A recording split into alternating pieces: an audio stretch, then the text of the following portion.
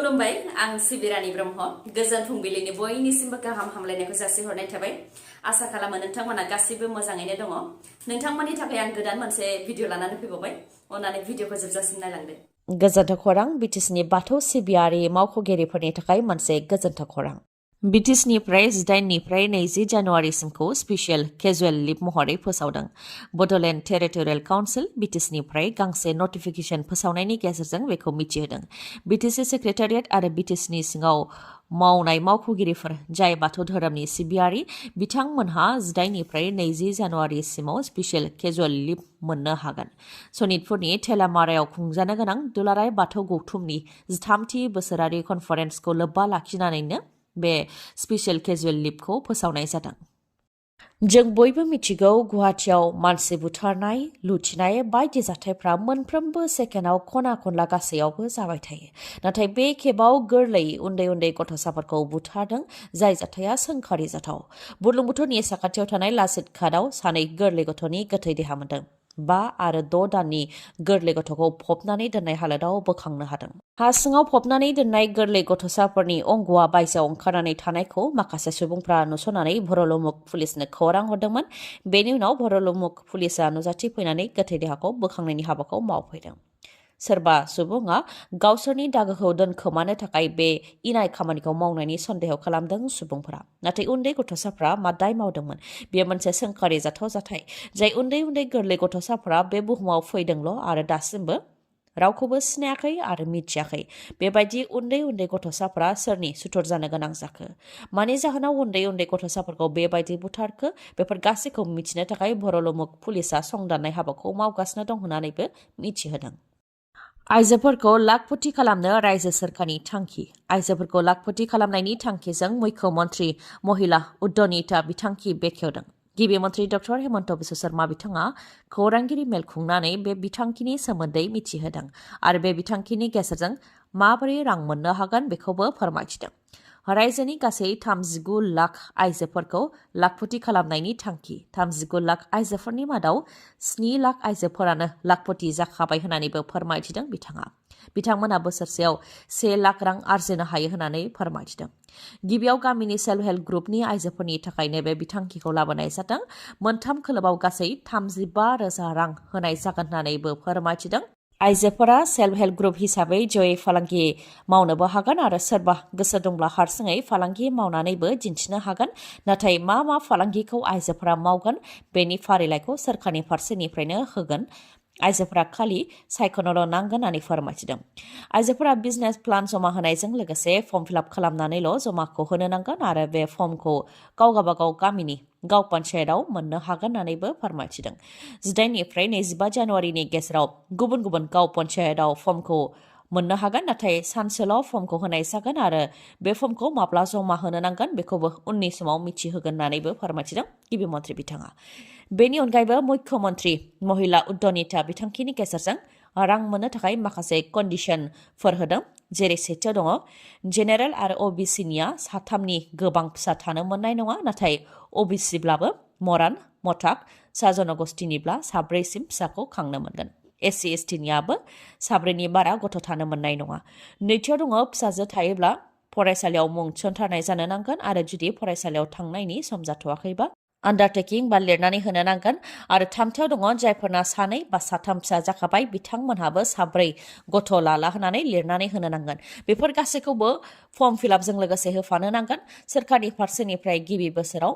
10,000 रां होनाय जागोन बेनि उनाव नैथि बोसोराव बेंकनिफ्राय 12,500 रां लन होगोन आरो थामथि बोसोराव सोरखारा फिन 12,500 रां होबावगोन सोरखारा रां होनायखौ सुख'नो गोनांथि गैया नाथाय बेंकनिफ्राय लानाय लनखौ सुख'फिननो नांगोन होननानै फोरमायथिदों डक्टर हेमन्त बिश्व शर्मा बिथाङा बे गुसु सुहाबनाय गोजां बोथोरनि समावबो हाग्रानि साखाथियाव थानाय माखासे सुबुंफोरा हाग्रानि मैदेरजों दावहा नांबाय थानो गोनां जादों थिग बेबायदिनो क'क्राझार जिल्ला गसाइगावनि सिङाव थानाय सेनं गेन्द्रा बिलावबो सुबुंफोरा मैदेरजों दावहा नांनो गोनां जादों हाग्रानिफ्राय फैनाय मैदेरा फारियै गं 13 नखरखौ सिलिंखार खालामलांदों जायनि थाखाय सानथामनिफ्रायनो उन्दुनाय गैया मोजाङै जानाय लोंनाय गैया आरो उन्दै गथ'साफोरखौ फरायसालि फारसे दैथायहरनो हायाखै होननानै दुखु फोरमायथिदों हाग्रानिफ्राय फैनाय मैदेरा माइ माइरं थालिर गासैबो आबादखौ जानानै सिलिंखार खालामलांदों होननानै फोरमायथिदों। मैदेर आरो मानसिनि गेजेराव जानाय दावहाखौ होबथानो थाखाय सोरखारा खोथा होदोंबाबो नाथाय फेलें जानायखौ नुनो मोननाय जादों। नोंथाङा दासिमबो रेशन कार्ड मोनाखै नामा? जुदि मोनाखै अब्ला नोंथांमोननो फैगौ 6 जानुवारिनिफ्राय रेशन कार्ड राननो आखायाव लादों आसामनि गिबि मन्थ्रि डक्टर हेमन्त बिश्व शर्मा बिथाङा। मोनफ्रोमबो बियाबाव मन्थ्रिफोरनि आखाइजों रेशन कार्ड राननानै होनाय जागोन आरो गासै 10 लाख नखरनो रेशन कार्ड राननानै होनाय जागोन, जायनि गेजेरजों 42,85,745 सुबुङा बे मुलाम्फाखौ मोननो हागोन होननानै फोरमायथिदों आसामनि गिबि मन्थ्रि डक्टर हेमन्त बिश्व शर्मा बिथाङा। फैगौ 6 जानुवारिनिफ्रायनो रेशन कार्डखौ राननानै होनाय जागोन। बाक्सा जिल्लायाव मन्थ्रि उरखावगोरा ब्रह्म बिथाङा रानगोन। जालुकबारि समस्तियाव डक्टर हेमन्त बिश्व शर्मा बिथाङा रानगोन। धेमाजि सिसि बरगावआव डक्टर रनत पेगु बिथाङा रानगोन। कक्राझार आरो दतमायाव प्रमद बर' बिथाङा रानगोन। बेबायदिनो मोनफ्रोमबो बियाबाव मन्थ्रि आरो दैदेनगिरिफ्रा रानलांगोन जाहाथे जाख्ल'नाय जाया होननानैबो फोरमायथिदों डक्टर हेमन्त बिश्व शर्मा बिथाङा। जायफोर बिथांमोननि बोसोरसेनि आरजिनाय राङा 4 लाख रांसिम, जुदिअ बिथाङा सोरखारि साख्रि मावनानै आजिरा मोननाय, अब्लाबो बिथाङा बे रेशन कार्डखौ मोननो हागोन आरो रेशन कार्डनि गेजेरजों PM उज्ज्वला योजनानि गेजेरजों गेस मोननो हागोन। 200 रां खमाव गेस सिलिन्डार मोननो हागोन। सासेयाव 5 केजि माइरं मोननो हागोन आरो CM prime minister Ayushman Bharat योजना कार्डनि गेजेरजों 5 लाख रांसिम बेसेन नाङालासे फाहामथाय लानो हागोन। जुदि आयुष्मान कार्डखौ मोनथ'वाखैब्लाबो रेशन कार्डखौ दिन्थिनानैनो बेसेन नाङालासे 5 लाख रांसिमखौ फाहामथाय लानो हागोन होननानै फोरमायथिदों आसामनि गिबि मन्थ्रि डक्टर हेमन्त बिश्व शर्मा बिथाङा। चिरांदुवार ब्लक UPPLनि मावख'आव चिफ मिनिस्टार रिलिफ फान्डनि गेजेरजों सा 122 सुबुंफोरनो चेक राननानै होदों।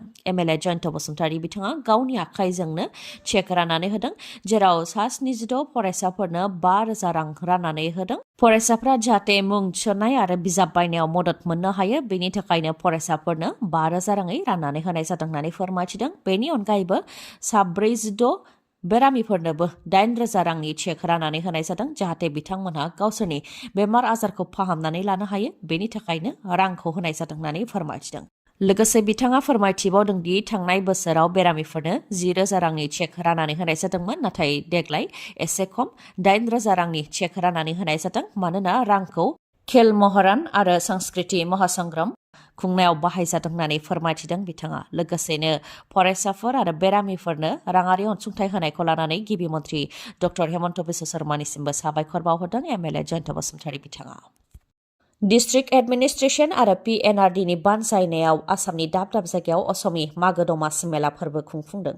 कक्राझार आरो चिरां जिल्लायावबो असमी मागो दमासि मेलाखौ खुंफुंदों। कक्राझार सोहोरनि साखाथियाव थानाय थिथागुरियाव थानाय इरागदाव कमिटि नब्लाङाव सानथामनि हाबाफारिजों असमी मागो दमासि मेला खुंफुंदों। चिरां जिल्लायावबो बिजनी हिनजावसा गोजौ फरायसालि गेलेग्रा फोथाराव सानथामनि हाबाफारिजों असमी मागो दमासि मेला खुंफुंदों। असमी मागो दमासि मेला खुंफुंनायनि गेजेरजों दोरोङारि मोसानाय बादायलायनाय, दोरोङारि गेलेमु आरो गावसुंथा हिनजावफोरा गावबागाव दिहुनजानाय बेसादफोर, दोरोङारि जि-जोमनि गला आरो जाग्रा, लारु, फिथा, सिथाव बायदिफोरखौ फाननानै दिन्थिफुंदों। बेबायदिनो मागो दमासिखौ फालिनो थाखाय साखाफारा रायजोआव माइ जिगाबजों बेलागुर लुदों। बेनि अनगायैबो माइ जिगाबजों बायदि बायदि बानायदों, जेरै खायफाया न' लुदों। संसार जानायाव मा मा मुवा बेसादनि गोनांथि दं बेफोरखौ जिगाबजों बानायनानै दिन्थिनो नाजादों। बेबायदिनो मोनसे समायना थासारि सोमजिदों गामि ओनसोलावबो। हाथाय बाजारावबो सुबुंनि होंगो दोंगो। फिथा, एन्थाब बायदि बानायनानै जानो थाखाय माइरं, सिबिं, गुर, नारेंखल, सान्द्रि बायदि बायनानै होंगो दोंगो खालामदों सुबुंफोरा। गोजोनथाव खौरां, मागो दमासि फोरबोनि समाव काजलगावनि MMH हन्डा श'रुमा नोंथांमोननि थाखाय जोबोद गोजोनथाव अफार लानानै फैदों।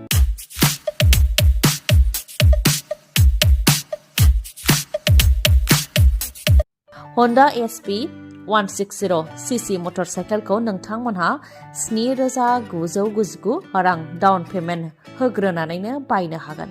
बेनि अनगायैबो स्कुटिखौ 15,000 डाउन पेमेन्ट होग्रोनानैनो बायनो हागोन। लोगोसेनो बेसेन नाङालासे गंनै हेलमेट मोननो हागोन, गांसे ब्लेंकेट अदेबानि कम्बल मोननो हागोन। लोगोसे गोजाम मटर साइकेल बा स्कुटिखौ सोलायनानै गोदान मटर साइकेल बा स्कुटि बायनो गोसो दंब्ला बेनिबो खाबु दङ। मागो दमासि फोरबोजों लोब्बा लाखिनानै होनाय बे अफारा 30 जानुवारिसिम थागोन। अब्ला नोंथाङा थाबैनो बे खाबुखौ लादो। मोजाङै मिथिबावनो थाखाय 9101037416 नङाब्ला 8720957824 बे नाम्बाराव खौरां लाहरनो हागोन। गोजोन्थों। दिनैनि भिडिअआ एसेनोसै। नोंथांमोना जुदि भिडिअखौ मोजां मोनदोंबा लाइक, कमेन्ट आरो शेयार खालामनो दाबाव। गोजोन्थों।